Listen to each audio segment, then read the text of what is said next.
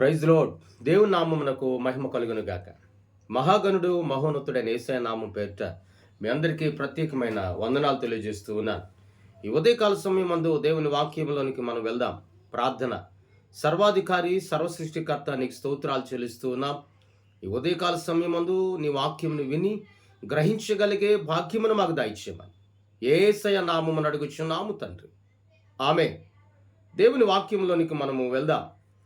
ప్రకటన గ్రంథం 21వ అధ్యాయం 20 వచనాన్ని మనము చదువుకుందాం. 8వది గోమేధకము అనగా ఈ 8వ రాయి లేక 8వ ముత్యమును గూర్చి ఈ ఉదయకాల సమయమందు మనము ఆలోచన చేద్దాం. ఈ గోమేధకం అనే ముత్యం, ఈ రాయి పచ్చ లేక నీలము రంగులో ఉంటుంది. అయితే ఇది పచ్చ రంగు అనేది మన జీవనానికి సాదృశ్యం అయితే, నీలం ఆకాశమునకు అనగా పరలోకమునకు సాదృశ్యమై ఉన్నది.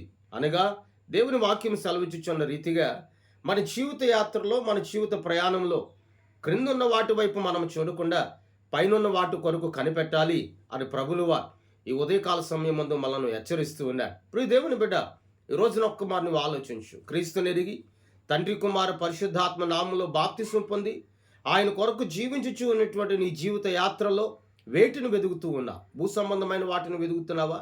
లేక ఇంకా భూ సంబంధమైన వాటి మీద నీ మనసు ఉందా? ఇంకా భూ సంబంధమైన వాటి మీద నీ ఆలోచన ఉందా? లేక పైనున్నటువంటి పర సంబంధమైన శ్రేష్టమైన నీ జీవమును అనగా నీ బ్రతుకును లేక మన బ్రతుకులను పరలోక రాజ్యమునకు చేర్చే పైనున్న వాటిని వెతుకుతున్నావా? లేక ఇంకా లోక సంబంధమైన వాటిని వెతుకుతున్నావా? నువ్వు ఆలోచించు.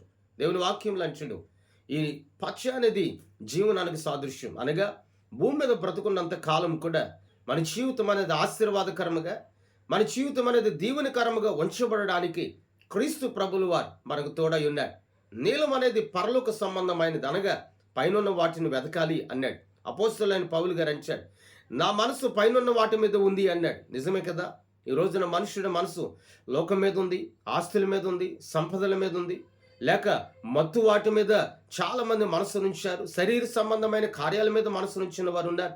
కానీ ప్రభులు వారు ఇది ఉదయకాల సమయాన నీకు నాకు తెలియజేయుచున్న మాట, పైనున్న వాటి మీద మన మనసు ఉంచాలి.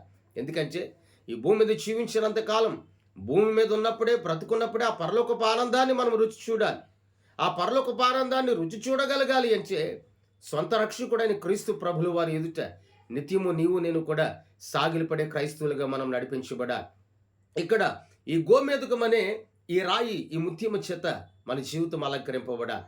పరలోకపు రాజ్యంలో పునాదులు గల 12 పునాదులు గల ఆ 12 పునాదులు ఏ రీతిగా ముత్యముల చేత అలంకరింపబడి ఉన్నాయో, అందులో ఒక పునాది గోమేధకం అనే రాయి చేత అది అలంకరింపబడి ఉంటే, మరి ఆ పునాదికి సాదృశ్యంగా ఉన్న విశ్వాస జీవితము జీవించుచున్నటువంటి మనము కూడా గోమేధకం అనే ఆ ముత్యము చేత, రాయి చేత అలంకరింపబడితే నీవు నేను కూడా ఆ రాజ్యమును మనం స్వతంత్రించుకుంటాం. ప్రార్థన. ప్రియ పరలోకపు తండ్రి, నీకు స్తోత్రాలయ్యా. ఈ ఉదయకాల సమయాన ప్రభు నీ మాటలు విని గ్రహించగలిగే కృపను మాకు దయచేస్తున్నందుకు నీకు స్తోత్రాలు. తోడై ఉండండి, ఆదరించండి, బలపరచుమని యేసయ్య నామమున అడుగుచున్నాము తండ్రి. ఆమేన్.